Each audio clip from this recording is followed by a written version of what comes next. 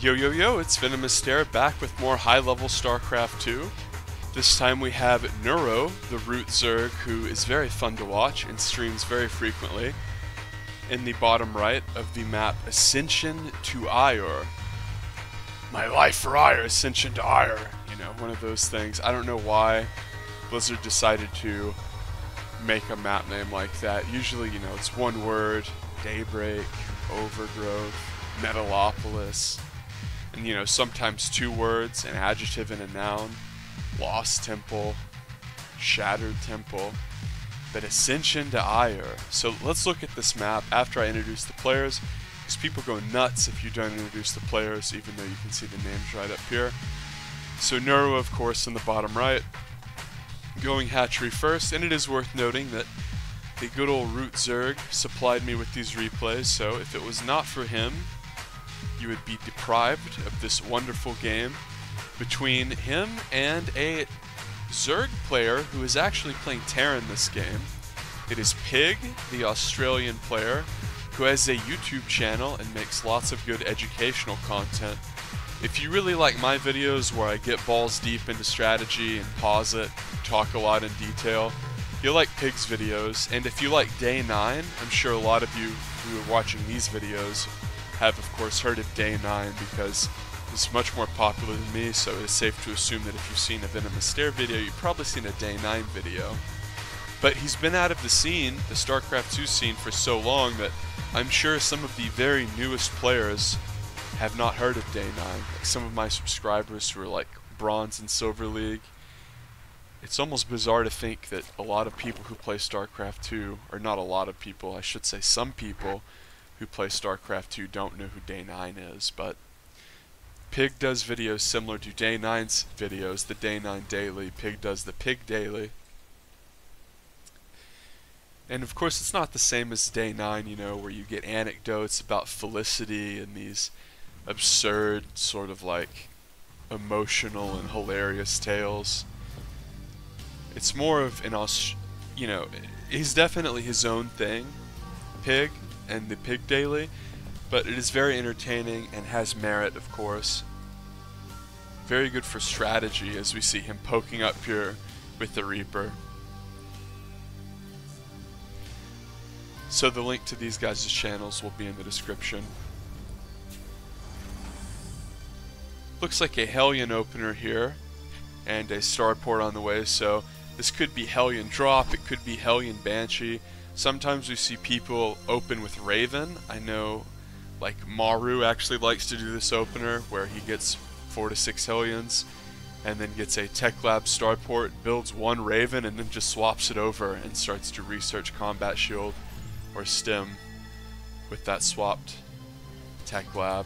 So the first 2 Hellions come out here. And let's talk a bit about Ascension to Ire as Pig is chasing off this Overlord. Reaper Hellion combo coming, it's going to pressure. And Ascension to Ire has, I think, a relatively short rush distance. Now, I don't have a ton of ladder games on here, so these are kind of more first impressions than super concrete statements. As we see, this Creep Tumor does get cancelled by Neuro. See, if you ever extend a Creep Tumor out and it's going to die, you can click on the original one, hit cancel, and this thing will disappear and you'll have your charge back and you'll be able to re-extend the Creep Tumor. So if you put your Creep Tumor forward as Zerg and you're like, oh shit, the Hellions are coming, you don't have to lose your Creep Tumors, you can actually cancel them. As we see, Neuro did that, and that's a big deal. Because if you don't know, pretty much each Creep Tumor costs 25 energy to start an initial one, as you see a Hellion drop come in. So if you can keep those in the early game, they will exponentially expand, and your creep spread will just get out of control. As you see the Terran here going for a Hellion drop. Neuro has some links here, and just having a handful of links here is very, very useful against a Hellion drop. And Pig does some solid micro there. That was very like, I play Zerg and this is my off-race micro, because it wasn't very flashy. He wasn't flying around speeding with the medevac for no reason. It was very efficient. He picked up the weak Hellions, focus fired appropriately, but I feel like a lot of Terran players who main Terran, you can almost see like their heart and soul in their micro, especially players like Maru, who who just really get after it. MKP, when he played, it was almost as though like his personality showed through his micro.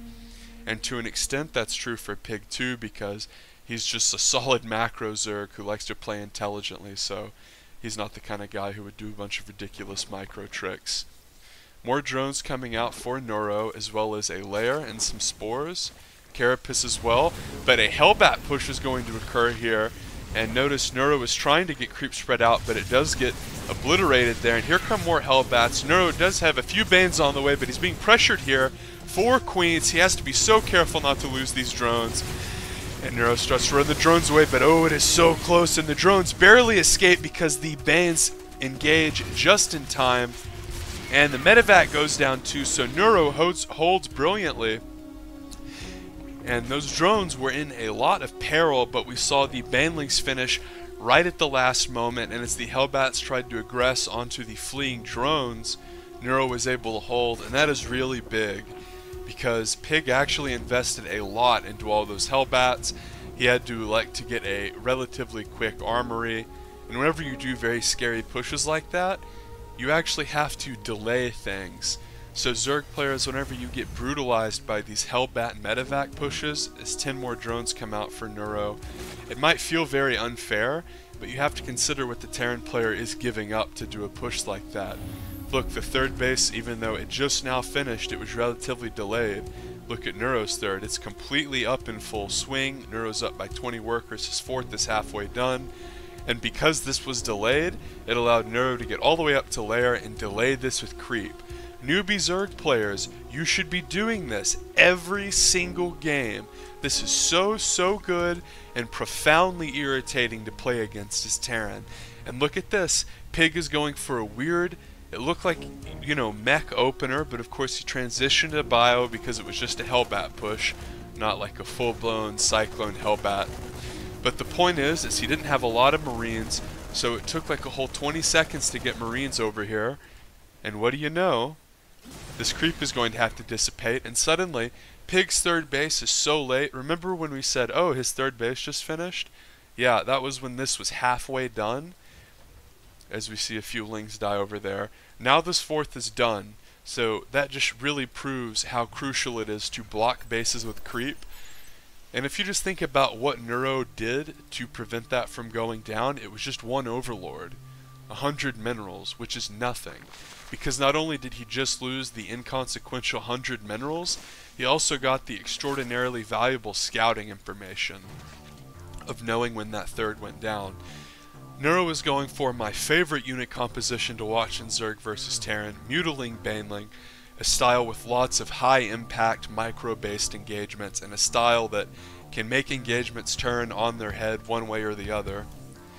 Neuro's getting his +1 melee. Remember, he got his Carapace in the early game, so he's getting his +2 Carapace now. He's slightly behind in upgrades because he went for that 1 Evo style, and that's pretty common because a lot of the times you can't afford to tech up and get enough Banes if you go 2 Evo. A lot of Zergs love to delay their gases, as we see some Ling harassment going down here. And the Terran player Pig is being taxed here. One of the hardest things to deal with, especially whenever you're off racing, is falling behind early after going for a big mid-game timing and then having to play these games where the other player is always being able to keep you on the back foot. Notice that Pig still doesn't have combat shields. It's about halfway done. He's churning out 8 units at a time. But Neuro has a lot of Ling Bane up here, and he might go for a surround here, and Pig just now got his combat shields, and ooh, filthy friendly fire there, and Pig is down badly in supply. He's going to pick up and run away, and he's going to fly back to his base. More racks are coming here, but Pig just does not have a lot of production. He's going to be forced to drop because the speed boost on the medevacs, the Ignite Afterburners, are going to fizzle out. Ling Bane screaming forward here, and Pig might have to GG as he got caught right when he was adding his additional barracks for his third base income.